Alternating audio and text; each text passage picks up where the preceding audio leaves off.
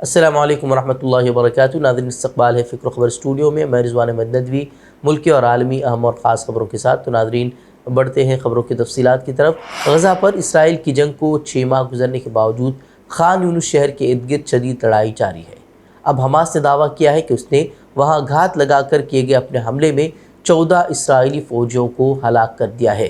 Hamas کے عسکری wing کی طرف سے جاری بیان میں کہا گیا ہے کہ جنگجوؤں نے خان یونس شہر کے مشرق میں گھات لگا کر 3 اسرائیلی ٹینکوں کو نشانہ بنایا ہے، حالانکہ اسرائیلی فوج نے اعداد و شمار کو چھپاتے ہوئے اس کے صرف 4 فوجیوں کے مارے جانے کا دعویٰ کیا ہے۔ بتا دیں کہ خان یونس علاقہ گزشتہ 1 ماہ سے شدید بمباری اور توپ خانے کی گولہ باری کی زد میں ہے۔ جو لوگ وہاں پہنچے ہیں اور اس کا معائنہ کرنے میں کامیاب ہوئے ہیں، ان کا کہنا ہے کہ تقریباً 95% رہائشی عمارتیں، انفراسٹرکچر اور عوامی سہولیات مکمل طور پر تباہ ہو چکی ہے۔ بہرحال جنگ جاری ہے اور ثالثوں کی جانب سے مصر کے دارالحکومت قاہرہ میں جنگ بندی کو لے کر مذاکرات دوبارہ وہ شروع ہونے کی توقع ہے۔ حماس نے ایک وفد بھیجا ہے اور اسرائیلی جنگی کابینہ کی ملاقات بھی ان کے ساتھ متوقع ہے۔ وہیں حماس اپنے پرانے مطالبات پر ہی ڈٹی ہوئی ہے، جبکہ اسرائیل نے ایک نئی تجویز پیش کرنے کی بات کہی ہے اور امریکہ کی طرف سے اب قطر پر دباؤ ڈالا جا رہا ہے کہ وہ حماس کو اسرائیل کی شرائط تسلیم کرنے کو مجبور کریں۔ کچھ عرصے قبل جموں کشمیر میں فوج کی پوچھ گچھ کے دوران 3 عام شہری مارے گئے تھے۔ یہ الزام تھا کہ پوچھ گچھ کرنے والے فوجیوں نے ان کو تشدد کا نشانہ بنایا تھا۔ یہ معاملہ پھر اتنا سنگین ہو گیا تھا کہ مرکزی حکومت کو مداخلت کرنا پڑی تھی۔ وزیر دفاع راجناتھ سنگھ خود کشمیر پہنچے تھے اور متاثرین کے اہل خانہ سے ملاقات کر کے انہیں انصاف دلانے کا وعدہ کیا تھا۔ وہ اب فوج کے اندرونی تفتیش میں یہ الزام درست ثابت ہوا ہے۔ تفتیش کے دوران یہ بات سامنے آئی ہے کہ شہریوں کو گرفتار کرنے سے لے کر پوچھ گچھ تک کے پورے عمل میں بہت سی خامیاں ہیں۔ اس سلسلے میں انڈین ایکسپریس نے ذرائع کے حوالے سے لکھا ہے کہ تفتیش کے دوران یہ بات سامنے آئی ہے کہ پوچھ گچھ کے دوران 3 شہریوں پر تشدد کیا گیا، انہیں ایذائیں دی گئی، جن کی وجہ سے ان کی موت واقع ہو گئی۔ یاد رہے کہ گزشتہ سال 21 دسمبر کو راجوری ضلع کے مغل روڈ پر دہشت گردانہ حملہ ہوا تھا، جس میں فوجی جوان کی جان چلی گئی تھی۔ اس کے بعد پوچھ تاچھ کے نام پر تقریباً 13 سے لے کر 15 لوگوں کو حراست میں لیا گیا تھا اور ان کے ساتھ الزام تھا کہ فوج نے ان کے ساتھ بدسلوکی کی، ان کے ساتھ تشدد کیا، اور اس کی ویڈیوز بھی سامنے آئی تھی جس میں فوجی اہلکار ان کی جو پرائیویٹ پارٹس ہیں ان پر مرچ پاؤڈر ڈالتے ہوئے دیکھے گئے تھے اور ان پر طرح طرح کا تشدد کیا گیا تھا، اور اس کی ویڈیو سامنے آنے کے بعد کافی سوال اٹھے تھے اور اب جا کر پتہ چلا ہے کہ یہ فوج کے جوانوں کی ہی غلطی تھی جس کی وجہ سے ان کی موت واقع ہوئی ہے۔ لوک سبھا انتخابات کی سرگرمیوں کے درمیان برسر اقتدار طبقہ اور حزب مخالف طبقہ ایک دوسرے پر زوردار انداز میں حملہ آور نظر آ رہا ہے۔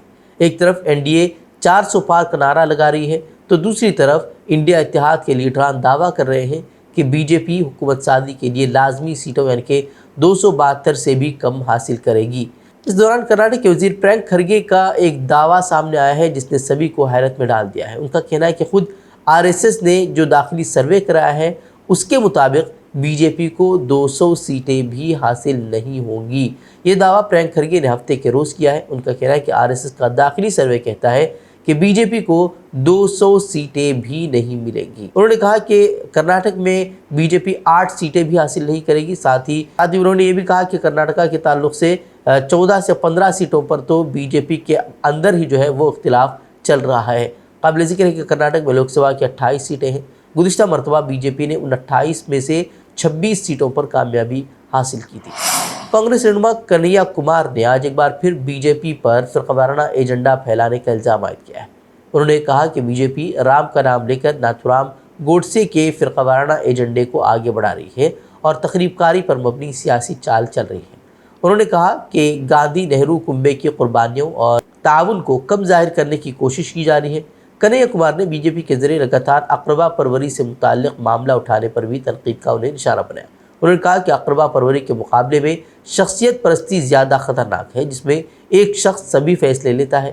کنہیا کمار نے الزام عائد کیا کہ BJP ہندو مذہب کی عظمت کو کم کرنے کی کوشش کر رہی ہے، جو کہ افسوسناک ہے۔ ہندوستان میں لوک سبھا انتخابات کے دن اب انتہائی قریب ہے۔ 7 مراحل میں مکمل ہونے والے اس انتخاب میں ووٹ ڈالنے کا پہلا مرحلہ 19 اپریل کو ہے اور سبھی پارٹیاں اس انتخابی تشہیر میں مصروف ہیں۔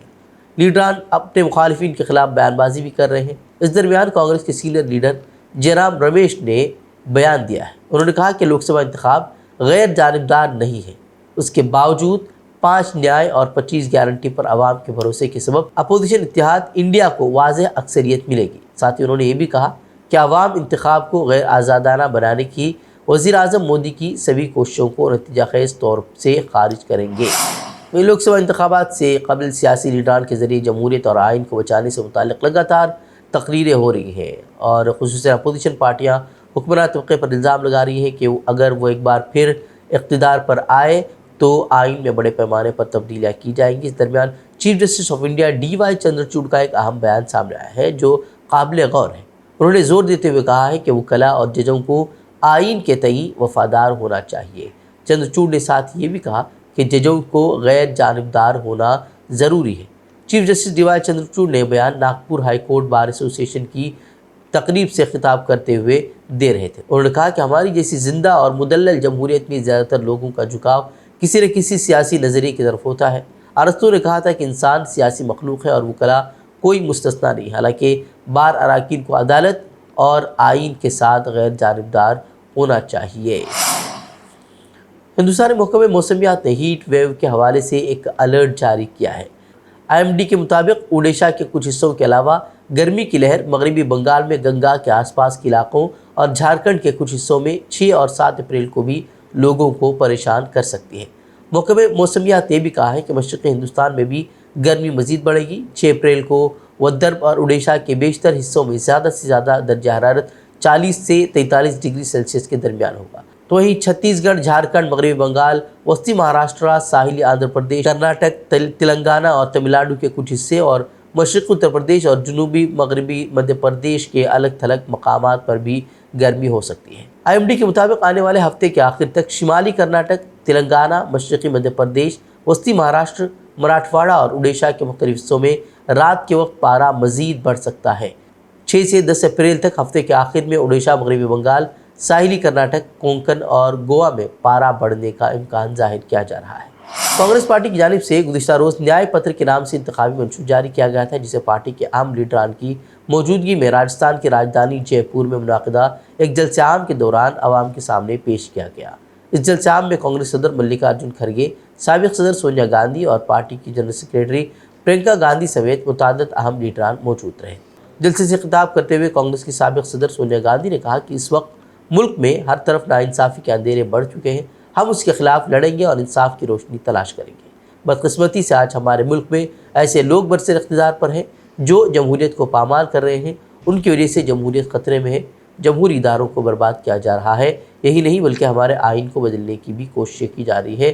اس طرح کا بیان انہوں نے دیا، جبکہ وزیر اعظم مودی نے ایک ریلی سے خطاب کرتے ہوئے کانگریس کو تنقید کا نشانہ بنایا اور کہا کہ کانگریس آج کے ہندوستان کی توقعات اور امیدوں سے کٹ چکی ہے۔ اس کی ایک مثال اس کا انتخابی منشور ہے، جس پر 1947 کی مسلم لیگ اور بیا محاذ کی سوچ حاوی ہے۔ آزادی کی لڑائی لڑنے والی کانگریس دہائیوں پہلے ختم ہو چکی ہے اور اب کانگریس جو بچی ہے اس کے پاس نہ تو ملک کے مفاد کی پالیسی ہے اور نہ ہی ملک کی تعمیر کا کوئی ویژن موجود ہے۔ اسرائیل میں حکومت مخالف مظاہرین نے ایک بار پھر سڑکوں پر دھاوا بول دیا ہے۔ وزیر اعظم بنجمن نتنیاہو کے استعفے اور حماس کے ساتھ جاری جنگ کے دوران ملک میں قبل از وقت انتخابات کا مطالبہ بھی انہوں نے کیا۔ CNN کے مطابق مظاہرین ہفتے کے روز تل ابیب، قیصریہ اور حیفا کی سڑکوں پر نکلے، جہاں انہوں نے اسرائیلی پرچم لہرا کر اور ان کی تصاویر والی نشانیاں اٹھا کر مغویوں کی رہائی کا بھی مطالبہ کیا۔ مظاہرین نعرے لگا رہے تھے کہ ہم خوفزدہ نہیں ہیں، آپ نے ملک کو تباہ کیا ہے اور ہم اسے ٹھیک کریں گے۔ بتا دیں کہ جنگ کے آغاز کے بعد سے جس طریقے کی نتنیاہو کی پالیسیاں ہیں اس کو لے کر عوام شدید ناراض ہیں اور مغویوں کی رہائی کو لے کر کوئی مذاکرات کی طرف پیش رفت نہ ہونے کو لے کر بھی عوام میں شدید غم و غصہ پایا جا رہا ہے، جس کی وجہ سے لوگ سڑکوں پر اتر آئے ہیں۔ تو ناظرین، خبری مزید خبروں کے لیے آپ ہماری ویب سائٹ www.fikrkhabar.com کی طرف رخ کر سکتے ہیں۔ ویڈیوز کے لیے ہمارے یوٹیوب چینل کو سبسکرائب کریں۔ تو ناظرین جانتے ہیں، السلام علیکم ورحمۃ اللہ وبرکاتہ۔